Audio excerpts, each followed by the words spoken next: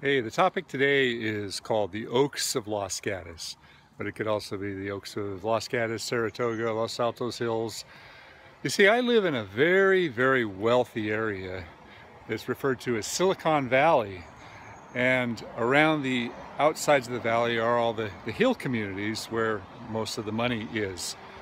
I mean, don't get me wrong, there's a lot of really beautiful homes down in the flatlands, but as we get up into the hills, there's a lot of native oak trees that really make these properties special. And people are very, very concerned about taking care of their oak trees. And you'll look at some of these homes and you might think, well, that's a $200,000 or $300,000 home. And in most of the country, that's true. But here in Los Gatos, a $200,000 or $300,000 home is a $2 or $3 million home and up. So taking care of these trees not only represents their value to their home and their environment, but also to the economic value of their home. So we do quite well taking care of trees, and a lot of these people have us come back every single year. Today's job is a maintenance job. Now, I work a lot in the Los Gatos Hills, and the primary trees that we have around here are oak trees. These are all the Quercus agrifolius, the coast live oak. And it's rare to find a tree that has not been spurred in the past.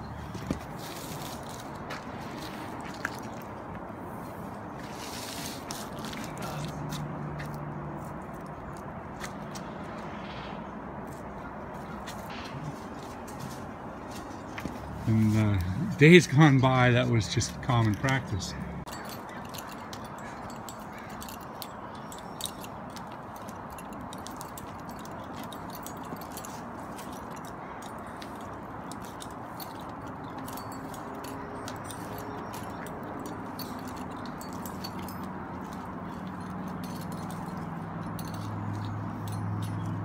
And you look at almost every old oak tree, and that's the way people used to climb it. But you can see it really wasn't that hard to get up there without the spurs, and once you're tied in up on the top of the tree, you don't need spurs at all. And even simpler trees to climb, you find spur marks. I mean, we'd be right up there in 5-10 minutes. It kind of hurts me when I see climbers still using spurs to take care of trees.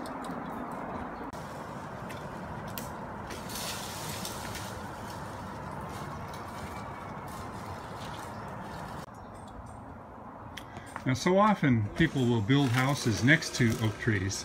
So one of the questions I gave her was, what's the age of this house? And she said this house was built in the 50s and then remodeled. So she indicated that the foundation is original. So this tree, believe it or not, is only about 40 to 50 years old. This tree established itself right next to the house. Well, I think I would have cut that down when it was a sapling, but so be it. One of the things that we're doing is a light root crown inspection because the dirt has been piled up around the bases of these trees. We found an ant colony in the ground over here, but so far I don't see any decay, which is a good thing. But sometimes when you have dirt piled up around the base of a tree through grade changes, you'll find that once you start excavating, little pockets of decay will open up, and sometimes you'll go down 6 or 8 inches, and then all of a sudden, boom, it's hollow. You can see we're only down about 6 inches here, and it still goes abruptly into the ground. So I'm going to guess that a lot of fill dirt was pushed in around this tree at one time to make this a more accessible area. It was probably a bit more of a hillside, and they wanted it to be flat, so years and years ago, somebody brought in a lot of fill to make this easier to walk on. I've got Kaylin over there blowing out some of these little tree wells, because I want to get all the leaf matter out from in there so that I can inspect these easier. This one over here actually has a wall on the back side, and I'm looking to see if there's any drains in there. Alright, let's take a good close look. Spur marks all over the place. This tree has been spurred multiple times in its lifetime. And What I'm looking for is evidence of Phytophthora disease. That looks like a fresher spur mark. So it looks to me like sometime in the last decade has had somebody find this tree with spurs as well. This is the first time I've been to this property, so everything I'm looking at now is completely new to me. Now this one is in a tree well, and it's very important to keep this area clean. It's got a buildup of debris in here, so when the water comes and sets in here, it just sets around the base of the tree. And it looks like it's been filled in. It appears that somebody did a root crown excavation at one time. It just keeps filling in. And there's a concrete wall over on this side. So what I'm looking at down there is the original grade. Everything up here is fill. So part of the problem with a lot of these trees is the root system is being compacted, and the additional soil on top of the old soil is making it really hard for roots to develop, and it oftentimes will kill the tree. Now that tree over there,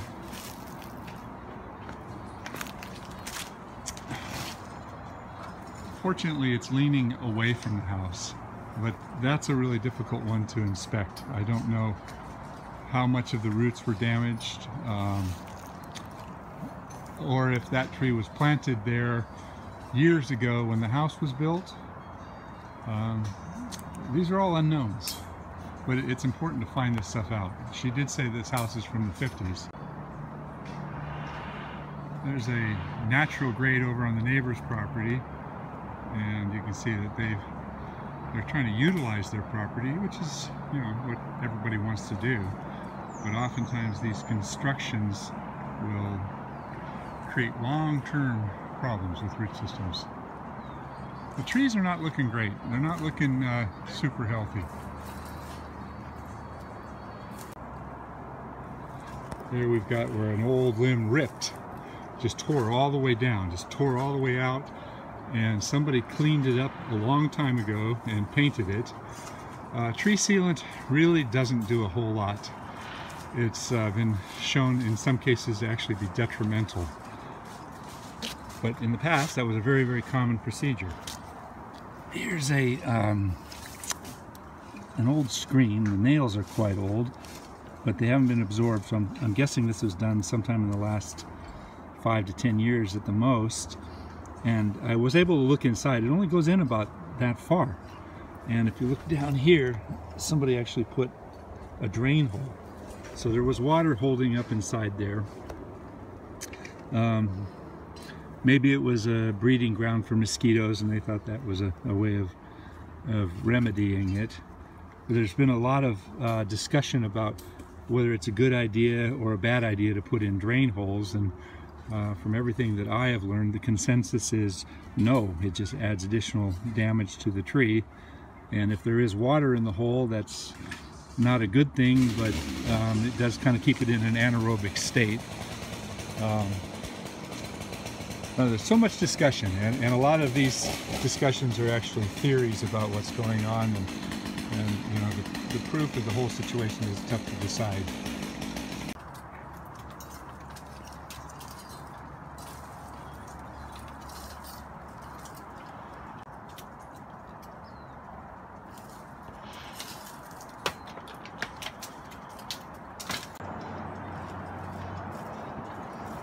You can see the tree over on that side is not looking good at all. It's got a little bit of new tip growth on it. We did get a lot of rain last year, and we've gone many, many years of drought, and a lot of the trees are suffering from the impact of the drought. So this job is really just the deadwood, and there's a few big dead limbs in all of these trees, which has created a hazard. So while we're up there getting the big stuff out, we're going along and getting, you know, quite a bit of the small stuff out too. It's hard to see from this image right here, but you know, like the top of this long branch right here, from this point up, is totally dead. It goes all the way up and through there, is totally dead. So a lot of people would say, well, if it's dying down to this point right here, just take that limb out. Well, if you look down the base of the tree, that would mean cutting this big piece right here. And remember, on the back side is that big cavity. So Is it better to open up a huge wound on the trunk of the tree or the base of the tree? Or would it be better to stub it off where the suckers are still somewhat viable? I see a lot of woodpecker holes and a lot of damage from that all the way down. So if we cut this off down in through here, a couple things happen. You retain the integrity of the base of the tree. Sure, it'll be a stub. In this case, this will be a sucker stub. And if you look down there, maybe these suckers down here will kind of fill in and help block the view of the neighbor's house. So there's a lot to think about when you make these decisions. Don't always jump to the conclusion that you've got to take a limb off entirely. Whenever possible, don't make a big wound. Hey, if you like my videos, do me a favor and subscribe. Also, hit the like button. Hey, thanks for watching.